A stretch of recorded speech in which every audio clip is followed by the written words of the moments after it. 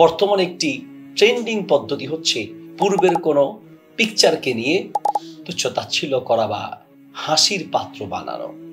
আসসালামু আলাইকুম রহমতুল্লাহ। প্রিয় দিদি ভাই ও বোন, একজন মুসলিম হিসেবে আমাদের দায়িত্ব হচ্ছে অপর কোনো মুসলিমকে তিরস্কার না করা।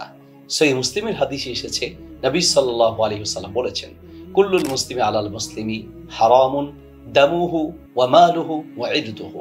একজন মুসলিমের উপর আরেকজন মুসলিমের জন্য কিয়ামত পর্যন্ত তিনটি জিনিস হারাম। কোনো মুসলিমকে রক্তাক্ত করা হারাম, কোনো মুসলিমের মাল অন্যায়ভাবে যেমন হারাম, ঠিক তেমনি অপর কোনো মুসলিমের সম্মান নষ্ট করা বা তাকে তিরস্কার করা, তাকে তুচ্ছ তাচ্ছিল্য করা, তাকে লজ্জা দেওয়াটাও কিন্তু ইসলামে হারাম করে দিয়েছে। আমরা যেন সেই কাজটাই প্রতিযোগিতার সাথে করছি।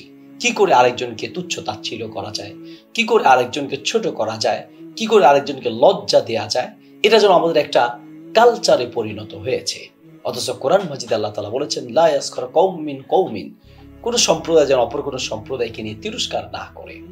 বিভিন্ন প্রকারের তিরস্কারের পদ্ধতির মধ্য থেকে বর্তমানে একটি ট্রেন্ডিং পদ্ধতি হচ্ছে পূর্বের কোনো পিকচারকে নিয়ে তুচ্ছ তাচ্ছিল্য করা বা হাসির পাত্র বানানো। এবং অনেক ক্ষেত্রে এমন হয় যে একজন মানুষ দিনে ফেরার আগে তার মুখে দাড়ি ছিল না, সেই অবস্থায় তিনি ছবি তুলেছেন, সেটা নিয়ে এসে তাকে নিয়ে হাস্যরস করা। আবার কখনো কখনো এমনও দেখেছি যে একজন লোক দিনে ফেরার পরে তার স্ত্রীর কোনো পিকচার নেই, অথচ তিনি 10 বছর 5 বছর বা 8 বছর আগে ইসলামে ফিরে আসার বা পুরোপুরি দিন মানার আগে তিনি তার স্ত্রীকে নিয়ে কোনো ছবি দিয়েছেন। হয়তো সেই ছবিতে কমেন্ট করে সেই ছবিটাকে ভাসিয়ে দিয়ে অন্যদের সামনে উপস্থাপন করা, হাস্যকর কোনো ছবিতে কমেন্ট করে সেটিকে উপস্থাপন করা বা মানুষের সামনে এটাকে ফুটিয়ে তোলা, এটা যেন আমাদের একটা কালচারে পরিণত হয়েছে। প্রিয় ভাই ও বোন, একজন আদর্শবান মানুষের দায়িত্ব হচ্ছে কোনো ভুল ত্রুটি বা মানুষ হাসাহাসি করতে পারে বা মানুষ তুচ্ছ তাচ্ছিল্য করতে পারে এমন কোনো বিষয় যদি আপনি দেখেন, তাহলে আপনি গোপন করা উচিত। সেটাকে প্রকাশ করা কখনোই কোনো ইমানদারের চরিত্র বা আদর্শ হতে পারে না। নবী সাল্লাল্লাহু আলাইহি ওয়াসাল্লাম তো স্পষ্ট বলেছেন, মান সাতারা মুসলিমান সাতারাহুল্লাহু ইয়াউমাল কিয়ামা। যে ব্যক্তি কোনো মুসলমানের দোষ ত্রুটি গোপন রাখবে, কিয়ামতের মাঠে আল্লাহ তাআলা তার দোষ ত্রুটি গোপন করবেন।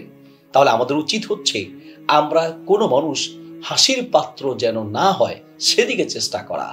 উল্টো যদি আপনার কোনো একটা কমেন্টের কারণে বা আপনার কোনো শেয়ারের কারণে বা আপনি অনলাইনে বা অফলাইনে যে কোনো মাধ্যমে কোনো মানুষের কোনো একটা দুর্বলতার সাইডকে মানুষের সামনে তুলে ধরে তাকে যদি হাসির পাত্র বানান, তো অবশ্যই আপনি আসামির কাঠগড়ায় দাঁড়াতে হবে এবং এই জন্য অবশ্যই আপনাকে আল্লাহর সামনে জবাবদিহি করতে হবে।